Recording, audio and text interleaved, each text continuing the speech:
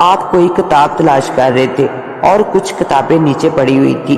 سیرا تمہارا وہم ہوگا، کتابیں ایسے ہی پڑی ہیں جیسے کسی نے ہلائی ہی نہیں ہو۔ پر میں نے دیکھا تھا، سیرا الجھ کر بولی۔ کوئی بات نہیں، ایسا ہو جاتا ہے۔ کرشما نے سیرا سے کہا، سائرہ، عامر، حیدر، کہاں ہو تم سب؟ کرشما نے پکارا۔ وہ لوگ حویلی کے باہر گھومنے آئے تھے۔ کرشما ان سے پیچھے رہ گئی تھی۔ وہ جنگل کی طرف آ گئی تھی۔ اسے لگا کہ سب وہی موجود ہوں گے۔ جنگل میں ہر طرف دھواں پھیلا ہوا تھا۔ دھواں اتنا گہرا تھا کہ پاس کے درخت بھی دکھائی نہیں دے رہے تھے۔ کرشما، تم آ گئی، میں تمہارا ہی منتظر تھا۔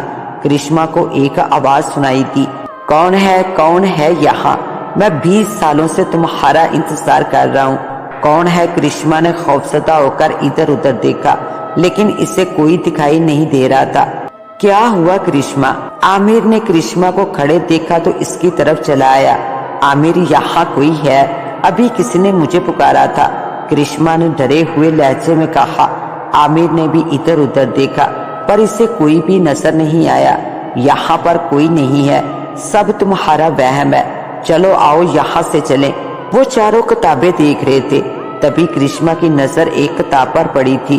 کرشما نے وہ کتاب اٹھا لی۔ اس کتاب کی جلد سیاہ رنگ کی تھی اور کاغذ سرخ تھے۔ کرشما نے کہا، یہ دیکھو کتنی عجیب سی کتاب ہے۔ کتاب جب کھولی تو ان چاروں کی سمجھ میں کچھ نہیں آیا، کیونکہ وہ کسی اور زبان میں لکھی ہوئی تھی۔ کرشما نے کہا، یہ کتاب میں رکھوں گی، صبح اس کو دیکھوں گی۔ حیدر نے کہا، نہیں، یہ کتاب میں اپنے پاس رکھوں گا۔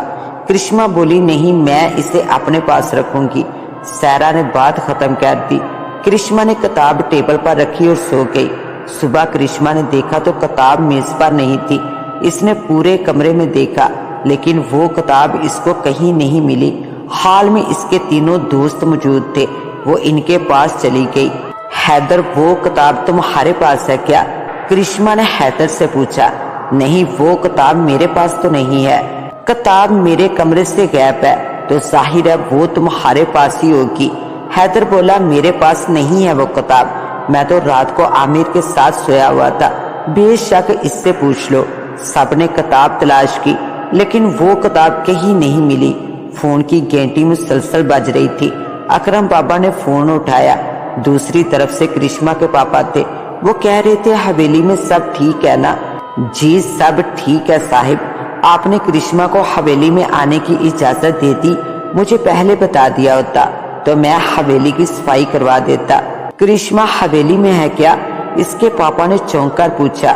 مگر وہ تو اپنے دوستوں کے ساتھ ایک وادی میں گھومنے گئی ہوئی ہے۔ نہیں صاحب، کرشما بیٹی کو حویلی آئے 4تھا دن ہے۔ اوفو، آپ جانتے ہیں آج رات چاند پورا ہوگا اور کرشما کی جان کو کتنا خطرہ ہے۔ کرشما کو فوراً واپس بھیجیں۔ نہیں صاحب، میں اب کرشما کو واپس نہیں بھیج سکتا، کیونکہ وہ شیطان اب کرشما کو واپس نہیں جانے دے گا۔ اب وقت آ گیا ہے اس کو سچ سچ بتانے کا۔ میں وہاں ہی آ رہا ہوں۔ اور فون بند ہو گیا۔ اکرم بابا جیسے ہی مڑے، شیطان ان کے سامنے کھڑا تھا اور اکرم بابا کو مار دینا چاہتا تھا، سو اکرم بابا کو مارنے لگا۔ آخر وہ کتاب گئی تو گئی کہاں؟ کرشما منہ ہی منہ میں بڑبڑا رہی تھی، یہاں کچھ تو ہے جو ہم سے چھپایا جا رہا ہے۔ میں جب سے یہاں آئی ہوں وہ خواب آنا بند ہو گئے ہیں۔ حویلی کے پیچھے جو جنگل ہے وہ میں خواب میں دیکھ چکی ہوں۔ میں حویلی پہلی بار آئی ہوں، پر وہ جنگل خواب میں کیسے دیکھ سکتی ہوں؟ اور پھر اچانک اس کتاب کا غائب ہو جانا، یہ سب کچھ عجیب سا ہے۔ ابھی وہ یہ باتیں کر ہی رہے تھے کہ اکرم بابا کی چیخ کی آواز سنائی دی۔ چیخ کی آواز سنتے ہی وہ بھاگتے ہوئے اس کے پاس جا پہنچے۔ اکرم بابا خون میں لت پت پڑے ہوئے تھے۔ وہ چاروں اس کے پاس گئے۔ بابا، یہ سب کیسے ہوا؟ کرشما نے بابا سے پوچھا۔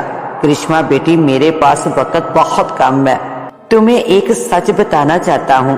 20 سال پہلے جب تم 2 ماہ کی تھی تو حویلی میں ایک نیا نوکر آیا تھا جس کا نام اشرف تھا۔ ایک دن تمہارے دادا اس کے کمرے کے پاس سے گزر رہے تھے تو ان کو اندر سے منتر پڑھنے کی آواز سنائی دی۔ انہوں نے دروازہ کھول کر دیکھا تو اشرف آ کے سامنے بیٹھ کر منتر پڑھ رہا تھا۔ تمہارے دادا کے پاس بھی علم تھا، بہت سے جنات ان کے پاس بھی تھے، تو وہ سمجھ گئے کہ اشرف شیطانی منتر پڑھ رہا ہے۔ یہ تم کیا کر رہے ہو اشرف؟ تمہارے دادا چلائے۔ شور کی آواز سن کر میں اور تمہارے ماں باپ یہاں آ گئے تو اشرف ہم سب کو دیکھ کر چونک گیا۔ اشرف تم یہ کیا کر رہے ہو؟ ہاں میں ایک مقصد کے تحت آیا ہوں یہاں۔ تمہاری پوتی پورے چاند کی رات کو پیدا ہوئی ہے۔ وہ دن میرے لیے بہت خاص ہے۔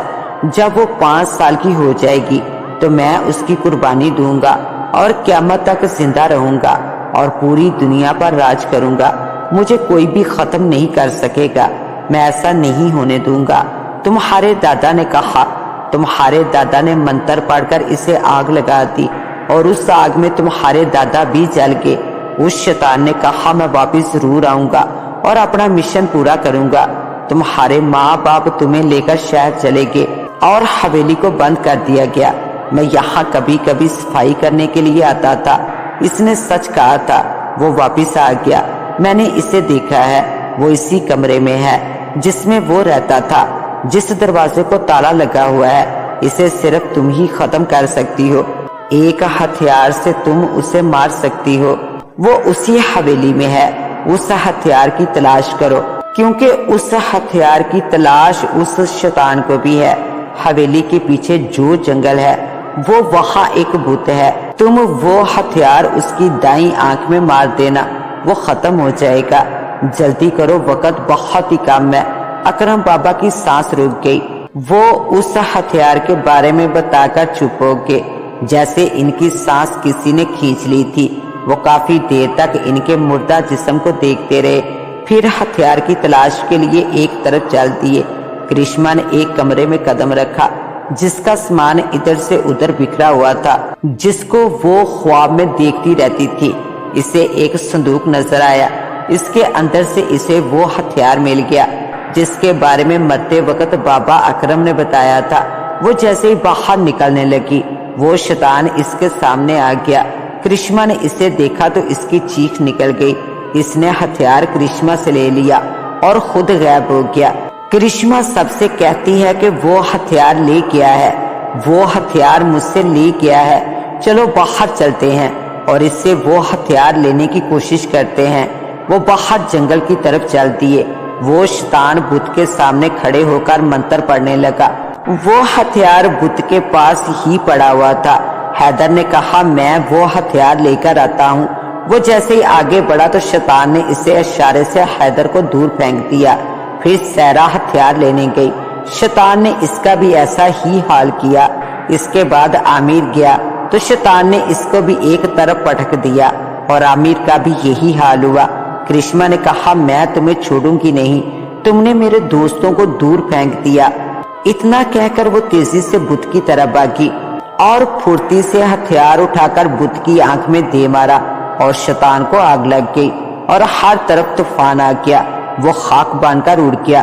کرشما گر گئی۔ جب اس کی آنکھ کھلی تو اس کے ماں باپ اور دوست سب اس کے پاس تھے۔ کرشما نے اپنے ماں باپ سے معافی مانگی تو اس کے ماں باپ نے کہا کہ اصل غلطی تو ہماری تھی، اس میں تمہارا کوئی قصور نہیں تھا۔ پھر وہ سیرا سے بولے سیرا تم نے شیطان کو کیسے ختم کیا؟ اکرم بابا نے مجھے پہلے ہی بتا دیا تھا کہ وہ ہتھیار ایک اصلی ہے اور ایک نکلی ہے۔ اگر تم لوگوں کو بتا دیتی تو اسے پتہ چل جاتا۔ وہ میں نے چھپا لیا تھا، سو اس ہتھیار سے میں نے شیطان کو مار دیا۔ خدا کا شکر ہے کہ سب ٹھیک ہو گیا، ورنہ کچھ بھی ہو سکتا تھا۔ چلو اب چلیں یہاں سے۔ سب واپس جانے کی تیاری کرنے لگے۔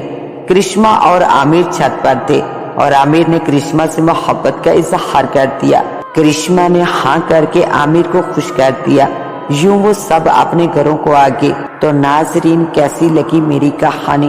اپنی رائے سے ضرور نوازیے گا۔ میں آپ کی رائے کا شدت سے انتظار کروں گی۔ یہ میری پہلی کاوش ہے، امید ہے آپ کو ضرور پسند آئی ہوگی۔ اس کے ساتھ ہی اپنی ہوسٹ دعا وائس کو دیں اجازت۔ ملتے ہیں انشاءاللہ ایک نیو ویڈیو کے ساتھ، تب تک کے لیے اللہ نگہبان۔